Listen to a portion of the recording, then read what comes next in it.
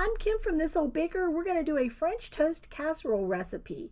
I've got my 9x13 pan, which I'm going to spray down, and I'm going to add a loaf and a half of, I had homemade bread that I'd made. I toasted it first. Then I'm going to set that aside. Take 8 eggs, which I'm going to crack into a bowl. And the cool part about this is an overnight casserole. I'm going to take 2 cups of whole milk. You can use 2% if you wish. I'm going to add 1/2 cup of heavy cream, 1 tablespoon of vanilla extract, and then I'm going to add 3/4 of a cup of white granulated sugar, and I'm going to give this a really good mix. And like I said, this is going to be an overnight casserole, which is why I toasted my bread to make it a little more sturdy. You can use French bread or challah bread or brioche or sourdough. I had homemade bread, which I'm going to use. And I'm just going to pour this mixture over top. I really like this. It's a super easy make-ahead dish. It's great for weekends and holidays.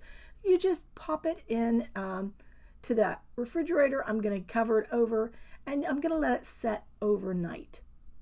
And it's going to soak in. It's going to be delicious. Then I'm going to take and do my topping, which is 1/2 cup of all-purpose flour, 1/2 cup of brown sugar, 1 teaspoon of ground cinnamon, 1/4 teaspoon of salt, and then I'm going to take 1/2 cup of cold unsalted butter, and I'm going to cut it into pieces, and I'm just going to work this in. So a 1/2 cup is a stick, basically a stick. And I'm going to take my cutter, and I did put the salt in, even though you may not have seen me do it on the video. I did put the salt in there. I just do not have the camera turned on, but the salt is in there. And I'm just going to work this up until it gets all crumbly. And what I'm going to do is I'm going to take this topping, I'm going to put it aside, I'm putting the lid on it, and I'm going to put it in the refrigerator overnight as well, once I get it all mixed in. But I worked it a while. I wanted to make it as crumbly as possible. And if this looks familiar to you, it's the same topping that I use on apple crisp. But we're going to do it on French toast, which is going to make it super delicious. So this is all, like I said, an overnight casserole. We're going to get this all put together, but I really want to work this butter in here. And big cold butter, it's a little harder to work, and you know, you want to get it crumbly and all incorporated.